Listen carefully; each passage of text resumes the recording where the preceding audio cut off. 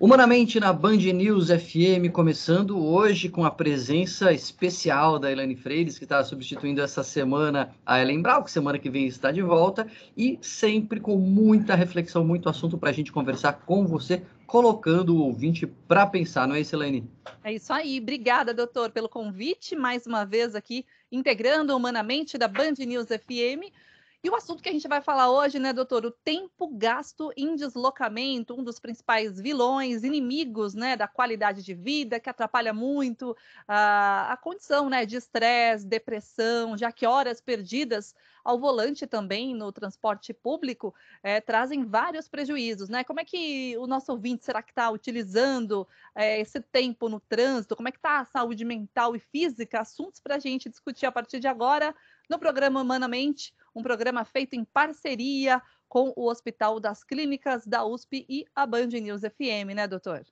Exatamente, Elaine. Olha, esse tema, ele foi, me veio à mente esse tema na semana passada ou retrasada, quando teve uma notícia de que aumentou o tempo do brasileiro gasto no trânsito, e a gente repercutiu isso aqui na Band News FM, e eu conversei com o Megali, com a Sheila, com a Carla de manhã sobre isso. Falei, poxa, a gente pode fazer um humanamente especial, porque de fato o trânsito, ele é talvez um dos comportamentos coletivos maiores que a gente tem.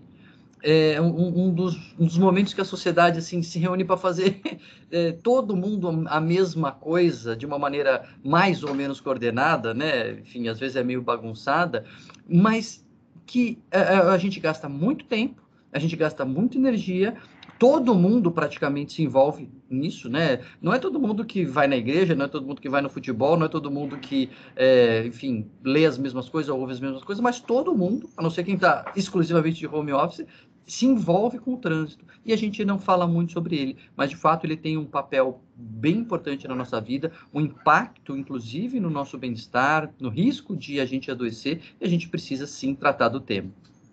Para agregar aqui a nossa conversa, doutora, a gente fez um levantamento, né, uma pesquisa da empresa britânica Vitality Health, especializada em seguro privado, mostrou que pessoas que passam horas no trânsito, no volante, no transporte público, estão mais propensas ao estresse e à depressão, além de enfrentar problemas no sono, na produtividade. O estudo foi feito com a Universidade de Cambridge, foram ouvidos 34 mil trabalhadores do Reino Unido, mas já dá para trazer, né, essa experiência para cá, porque neste estudo, por exemplo, foi apontado que um deslocamento diário superior a 30 minutos pode afetar a saúde e a produtividade da população. Transferindo para cá, né, doutor, essa realidade, 30 minutos parece que é tão pertinho, né, para a gente, principalmente para os moradores dos grandes centros, 30 minutos não é nada, né? Ah, em meia horinha estou chegando. Não, é muito mais do que isso que as pessoas gastam.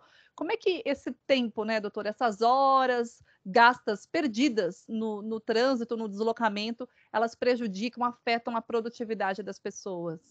Acho que tem várias camadas nessas notícias, né, Helene? E é isso mesmo. A gente sabe que tem vários estudos mostrando que o tempo gasto no trânsito tem impacto no nosso bem-estar emocional. E quanto mais tempo a pessoa gasta, maior o risco de ela não ficar bem.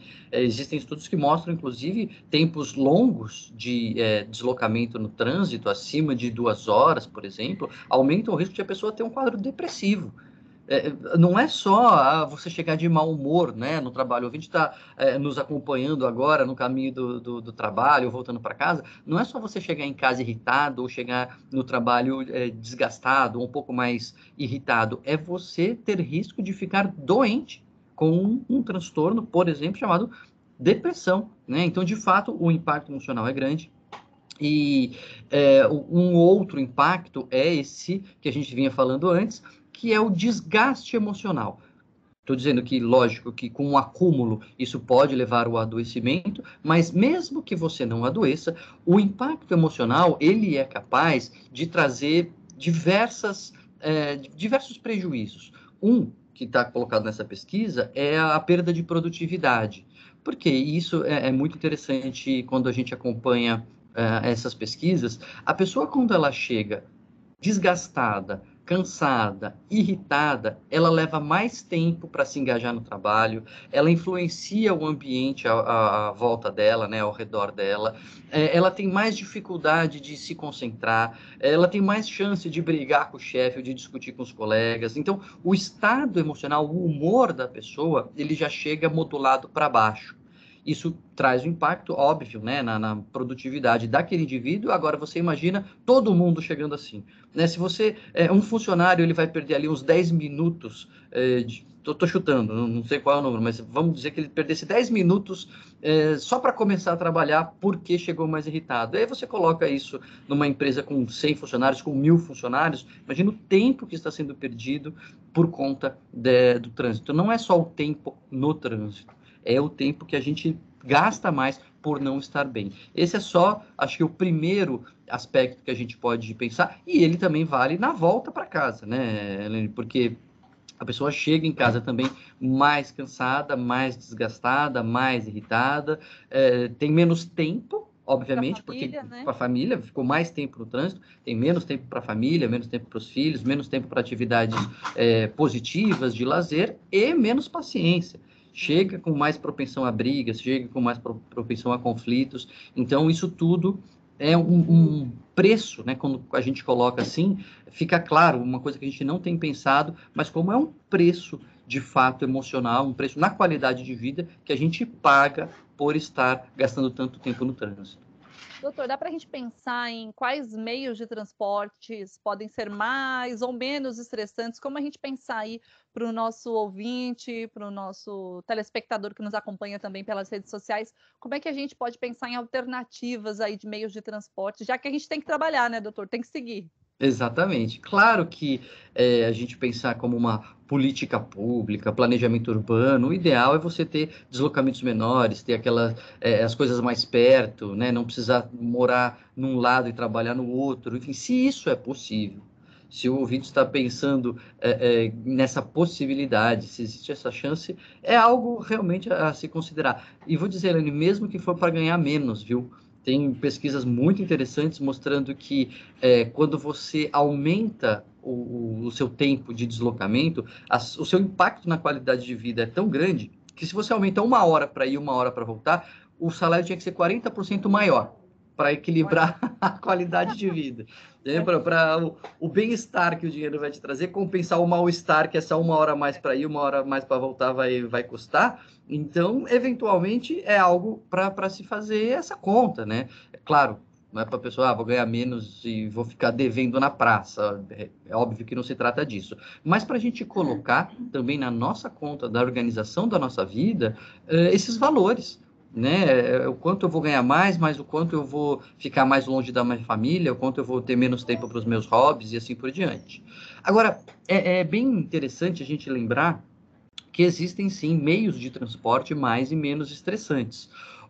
E tem pesquisas muito, muito bem feitas, mostrando que algo que acho que é até intuitivo, né? Se o ouvinte parar para pensar, o que pode ser relaxante, o que poderia ser o menos estressante para eu ir trabalhar? O que vem à nossa cabeça? Vem a bicicleta, né? Ou até a caminhada, Aliás, né? a atividade física com o deslocamento é algo que é uma balança nota 10, né, doutor? Exatamente. E, de fato, quando você vê aquelas pesquisas de como as pessoas chegam no trabalho, o clima, quando elas começam o dia, elas já chegam, as pessoas que vão, que têm essa possibilidade, eu sei que não é para todo mundo, eu sei que o deslocamento muitas vezes é longo, mas se for possível, as pessoas que chegam ao trabalho de bicicleta ou caminhando, né? Tem que ser mais perto ainda, porque, né? Imagina a caminhada. Elas chegam de melhor humor, elas chegam menos irritadas, elas chegam mais bem dispostas, com um humor mais positivo. E isso tem a ver com a atividade física, isso, aliás, tem uma conta também que se faz, que os custos de você migrar do carro para a bicicleta, por exemplo, socialmente falando, ele pode ter um custo, um risco de acidente, de perdas de dias e tudo mais. Só que os benefícios em termos de tempo gasto, de saúde, de benefícios cardiológicos, cardiovasculares e emocionais são muito superiores aos custos de fazer essa migração quando é possível. E, então, tem a ver com isso, tem a ver com esse bem-estar e com a saúde promovida pela atividade física, mas tem uma outra coisa também, Elaine, que a gente tem que pensar, que é a previsibilidade.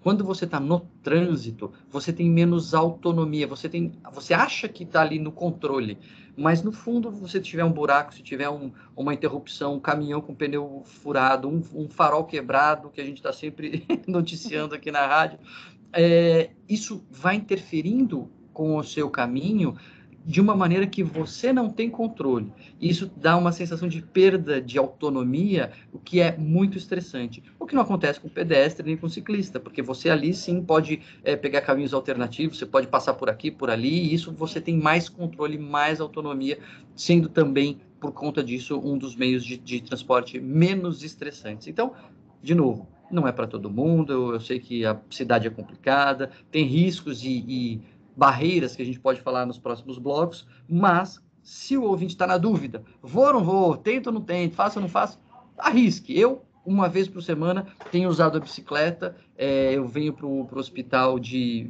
um trechinho de metrô e um trecho maior de bicicleta, e de fato, para mim, é um dia muito mais gostoso, assim, parece que eu estou indo passear, não estou indo trabalhar.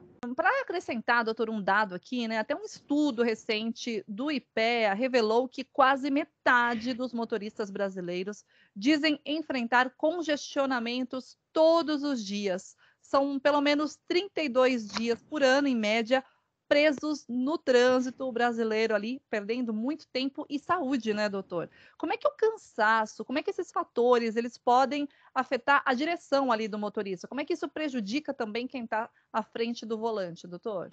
Bem interessante a gente pensar nisso, porque esse acúmulo de desgaste emocional, ele pode levar as pessoas realmente a adoecerem, como a gente falou, pelo próprio desgaste do trânsito, pela irritação.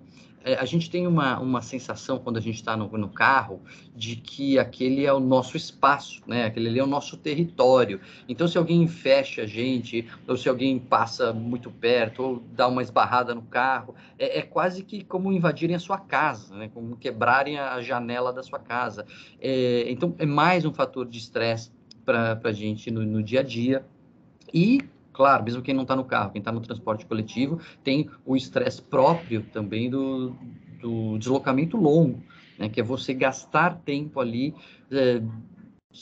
de pé, muitas vezes apertado, ou mesmo que vá sentado, um tempo que você não está fazendo algo prazeroso, ou algo gostoso, algo para você.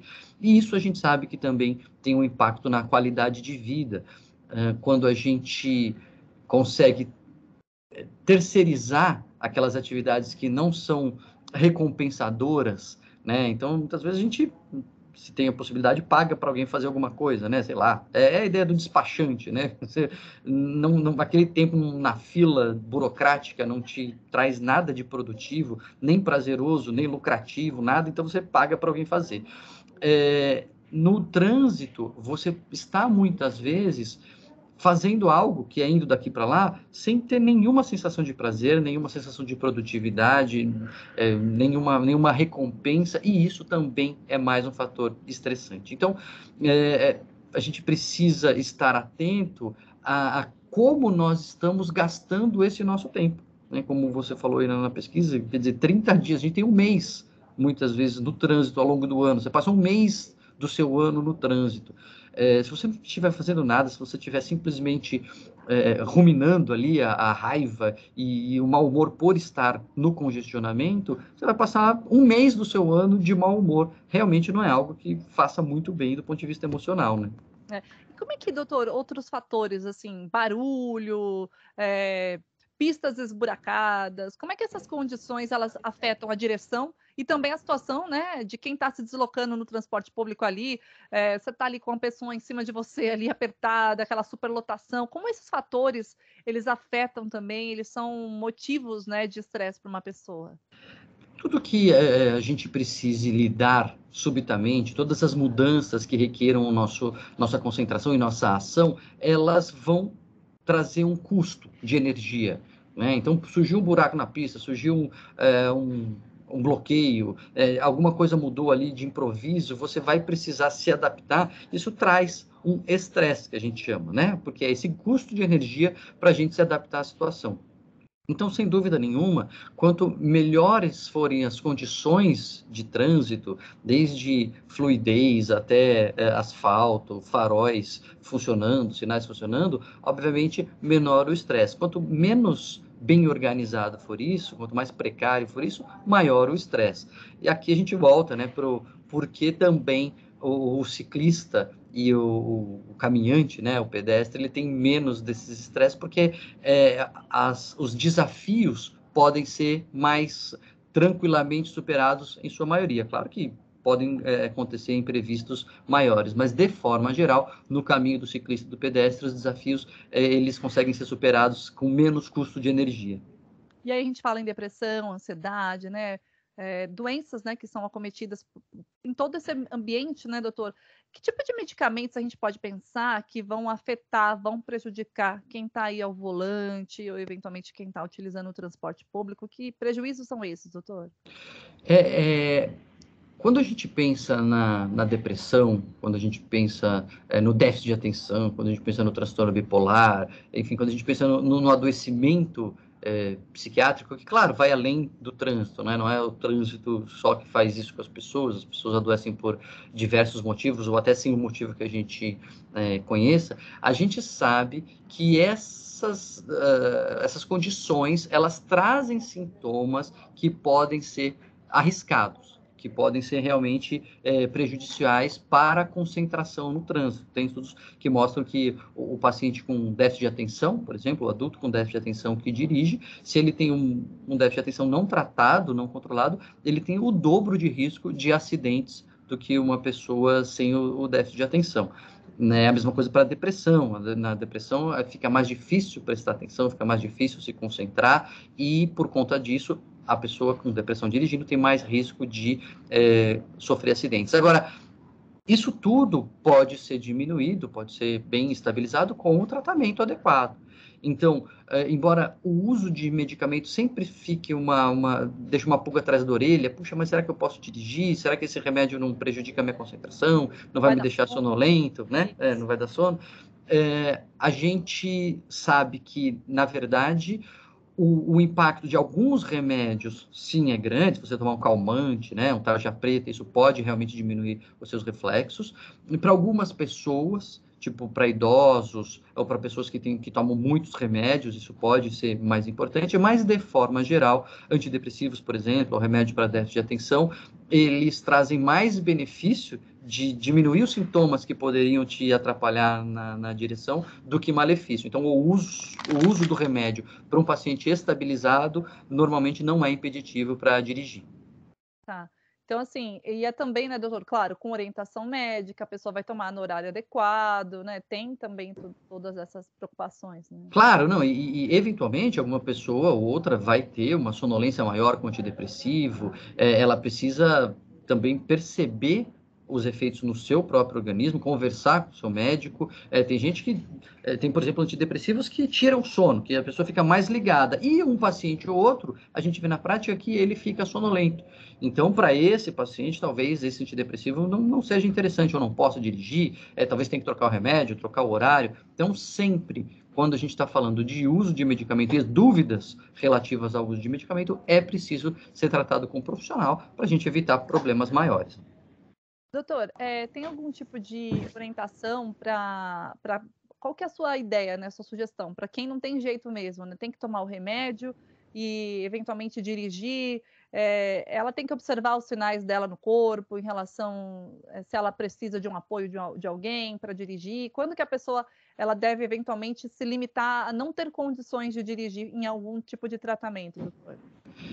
É bastante difícil a gente perceber por conta própria as limitações sutis do reflexo. Tá. Né? A gente percebe quando a gente está sonolento mesmo, quando a gente fica meio grogue, quando você percebe que você está meio lerdo por conta de algum medicamento ou alguma situação de um cansaço, enfim, a gente percebe quando é mais intenso. Quando é mais sutil, é bem complicado de a gente perceber por conta própria.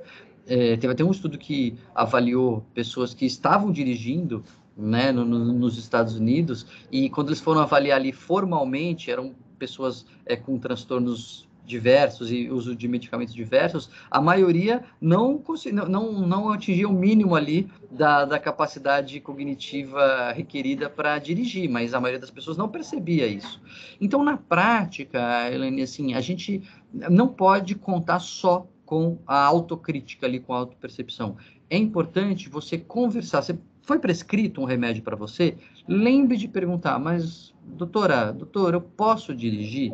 Isso impede de dirigir? Porque tem remédio que o médico vai falar assim, olha, de forma geral, não, vida normal, vai tranquilo. Ou o médico pode falar, olha, presta atenção, vamos começar num horário que você não precise dirigir, toma, sei lá, no final de semana, quando alguém pode dirigir para você, ou, enfim, ou vai dizer até, inclusive, não, ó, esse remédio, se tomar, não dirija, toma antes de dormir, no momento que você não vai poder dirigir.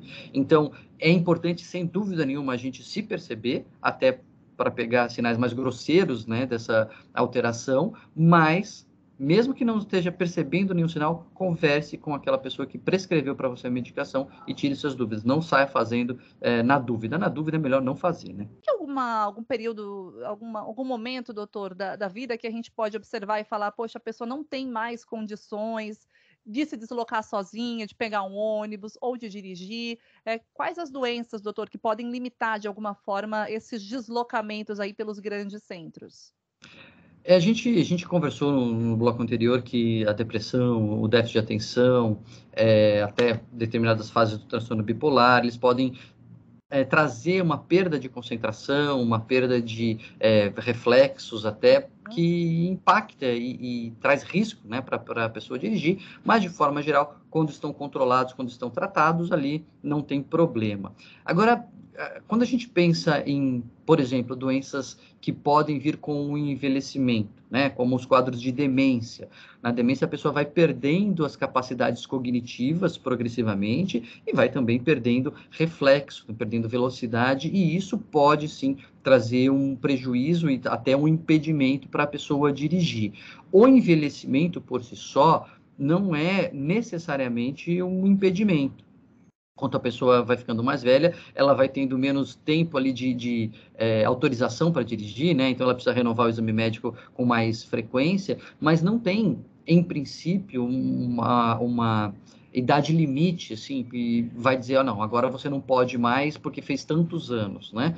O médico do tráfego ali, ele vai avaliar a visão da pessoa, a força da pessoa, os reflexos, e eventualmente pode começar, talvez, limitar, olha, não pode dirigir em estradas, não pode dirigir à noite, e você pode adaptar ali, o médico do trânsito, ele pode adaptar as autorizações conforme ele vai avaliando as perdas que podem vir com a idade. Nem sempre vem. Você às vezes vê gente mais nova com mais prejuízo, gente mais velha com menos prejuízo, então não é uma limitação cronológica, mas sim dos efeitos, né, que o tempo vai trazer para a vida das pessoas. Por isso, sempre lembrando, a gente sempre fala no Humanamente aqui de atividade física, de vida saudável, de alimentação adequada, para a gente retardar os efeitos ruins do envelhecimento. Envelhecer é perder mesmo coisas, a gente vai perder velocidade, a gente vai perder massa muscular, mas se a gente estiver se cuidando, estimulando o nosso cérebro, estimulando o nosso corpo, a gente pode minimizar esses efeitos sem dúvida nenhuma. Doutor, eventualmente um acidente, um trauma, né, de trânsito, né? Como é que isso afeta também? Quais as consequências na saúde psicológica de uma pessoa, na saúde mental?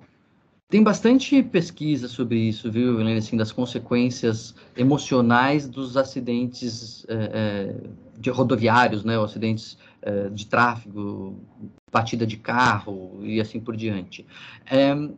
A gente sempre pensa na ansiedade, né? Depois que a pessoa passa por uma situação dessa, ela tem uma reação de ansiedade e aquilo fica marcado como perigoso e ela talvez tenha dificuldade depois de voltar a dirigir ou até de voltar a pegar o trânsito. Mas nem sempre isso acontece. Tem um estudo antigo, mais clássico, que dividiu as grandes reações das pessoas em grandes blocos, né, de sintomas. Então, eles viram que o mais comum de acontecer nesse estudo foram sintomas da linha depressiva. Então, a pessoa fica mais desanimada, a pessoa fica mais triste, assim, um pouco com menos de energia. É, lógico, consequência daquele trauma, mas não ficou com uma ansiedade específica para o trânsito. Ficou meio ruim em geral, assim, parece que as coisas ficaram mais pesadas para a pessoa. Em segundo lugar, foram os quadros ansiosos, alguns até com estresse pós-traumático, né? Aquele alarme que fica disparado fora de hora na cabeça da pessoa, então ela fica sempre com medo daquela mesma situação, e aí depois quadros mais de dor que a pessoa pode ter, ou quadros de irritação, insônia, alterações assim um pouco mais inespecíficas, alterações gerais por conta do trauma. Mas é algo bastante importante, a pessoa se envolver num acidente, ela ficar atenta ao seu estado emocional também. Quando a pessoa sofre um acidente, a gente pensa ali no ortopedista, né? Pensa numa avaliação inicial, claro, você tem que garantir que a pessoa não quebrou nada, que a pessoa não teve nenhuma lesão, mas nos dias seguintes é importante ficar atento a como está o seu emocional e se achou que a coisa não está indo bem, procurar um atendimento, procurar um psicólogo, procurar um psiquiatra ou clínico geral, mas para falar da sua vida emocional também pode ser bastante importante. Porque muitas vezes, né, doutor, um acidente de trânsito pode até paralisar a pessoa no sentido de ter aquele medo até de voltar a dirigir, né, de ficar insegura. Isso aí Exato, não é raro, e mesmo para a pessoa que não está dirigindo, a pessoa está usando o transporte público, se ela se envolve, ela vê ali alguma coisa mais tensa, ela passa por um acidente e vê alguém morrendo ou quase morrendo, isso pode trazer para a pessoa, pela simples visualização, pela experiência de alguém numa situação dessa, o cérebro pode marcar que ela está em risco. Olha, as pessoas morrem aqui, né? Como se o cérebro estivesse dizendo assim, no seu caminho, pessoas morrem. E aí a pessoa fica paralisada de fazer aquele caminho novamente. Então, na dúvida, eu sempre digo, né? Na dúvida, não sei se eu estou com problema ou não, na dúvida procura alguém. É melhor procurar um profissional e tirar a dúvida do que ficar arrastando um problema, né? E não procurar ninguém. A gente falava pouco, doutor, de um estudo do Instituto de Pesquisa Econômica Aplicada, o IPEA, que revelou que o brasileiro gasta em média aí 32 dias por ano no congestionamento, né, presos ao trânsito. Se não tem jeito mesmo, né, doutor? Se a gente sabe que os deslocamentos são difíceis, como é que a gente consegue aí dar um alívio, né? A pessoa está no deslocamento, está dirigindo, está no transporte público, como que a gente consegue dar um alívio aí durante o deslocamento, pensando na nossa saúde mental? Quando a gente estava falando no bloco anterior, acho que no primeiro bloco, né, Helene, de que esse tempo gasto no trânsito é um daqueles tempos estéreis, né, que não produzem nada, que não trazem prazer, que não trazem recompensa, que, enfim, a gente perde, a gente gasta, é como se estivesse rasgando dinheiro, estamos jogando esse tempo no lixo. E isso é estressante e isso, de fato, é desgastante do ponto de vista emocional. Por isso, se a gente conseguir transformar esse tempo em algo prazeroso, ou em algo produtivo, ou em algo que seja, que tenha entretenimento, isso pode aliviar bastante essa carga emocional. Hoje é muito mais fácil a gente fazer isso, porque a gente tem muito conteúdo para consumir, né? A gente pode pegar os nossos podcasts aqui, você não ouviu todos os Humanamente, o Humanamente tem mais de 200, tem quase 300 episódios para você ouvir nos podcasts, então, se você coloca alguma coisa para você ouvir, que você se envolve ali, você mergulha naquela conversa ou naquela história, e presta atenção e aprende, você muda um pouco a sensação de que está perdendo aquele tempo. Você pode dizer, puxa, eu estou aproveitando o meu tempo para aprender ou para me divertir. Né? Hoje tem muito audiolivro também, lógico, a gente sempre está falando aqui, às vezes, de gastos, né? Não dá para você comprar um audiolivro por dia, mas é uma possibilidade. Né? Nos streamings você tem conteúdos que você possa consumir. Se você está no transporte público e está sentado, por exemplo, está ali numa posição que é possível, as pessoas que gostam ou conseguem ler no transporte público também é uma maneira assim, super interessante de passar o tempo, porque a leitura ela tem algo porque ela nos transporta, né? Quando você se engaja mesmo ali numa história ou num livro que está explicando alguma coisa, você sai do lugar que você está. Você pode estar em casa, você pode estar numa fila, você pode estar onde for, você não está mais lá. Você está naquela história, você está em outro país, você está num laboratório, você está no espaço. Então, a leitura, ela tem também essa possibilidade. Muitas vezes a gente diz que não lê porque não tem tempo, né? Então, quem sabe esse não é uma possibilidade. Aliás, um dos motivos pelos quais eu tentei uma vez por semana vir de bicicleta e de metrô é porque eu tenho mais tempo para ler. Ali, aquele tempinho que eu estou no metrô já é um tempinho a mais que eu tenho para ler também. Mas então, eu acho que, claro, cada um vai ter o seu gosto, cada um vai ter aquilo que tem prazer de fazer, o que acha interessante, mas se de alguma maneira você gasta tempo no trânsito, mas faz esse tempo não ser simplesmente gasto, mas ser um tempo investido em você mesmo, investido em meditação, áudios que te ensinam a meditar, por exemplo, que é uma maneira bem interessante de diminuir o estresse também no trânsito, enfim, investir em você, sentir que aquele tempo não está sendo desperdiçado, mas está sendo aproveitado de alguma maneira, isso pode aliviar bastante essa sensação de desgaste emocional que esse tempo todo vai trazer, né? Como se eu tivesse um mês inteiro estudando inglês, imagina, quem tem um mês para estudar inglês? Você não tem, mas se você está um mês no trânsito, no ano todo, você já ganhou aí um mês inteiro de uma aula de idioma, por exemplo. É uma boa imersão, né, doutor? Mas, Usar sem dúvida. recursos para a gente aprender e diminuir o estresse, né? Porque por enquanto as soluções ainda elas existem, né? Mas não são milagrosas. A gente tem que correr aí e buscar alternativas para melhorar nossa qualidade de vida. Eu acho que a ideia hoje, né, Helene, que o ouvinte percebeu, assim, não é trazer uma fórmula mágica ou assim, uma solução que se aplique a todo mundo. Vai ter gente que vai conseguir andar de bicicleta, vai ter gente que não, vai ter gente que vai estar dirigindo e vai ter gente que vai estar no transporte público. Mas o principal é a gente ter consciência do problema, a gente saber que isso é algo que cobra um preço emocional e que nos desgasta, e a partir daí começar a vislumbrar um leque de opções que a gente tem para poder lidar com aquilo. Um vai caminhar, outro vai descer mais cedo, outro vai pegar um pedaço de metrô, o outro vai ler, o outro vai ouvir o podcast, mas todo mundo vai ouvir humanamente, isso que é importante. É isso. E semana que vem tem mais, hein? Com a Ellen Brown de volta. Quero te agradecer mais uma vez, doutor, pelo convite aqui. Foi um prazer participar do Humanamente desse fim de semana. É sempre um aprendizado, você está sempre convidada para vir conversar com a gente, Helene. Um abraço. Tô ouvinte, hein? Semana que vem tem mais, hein? Quem quiser, vai lá conferir no bandnewsfm.com.br, também no nosso canal do YouTube, para você acompanhar com imagens. Semana que vem tem mais. Valeu, até! Até.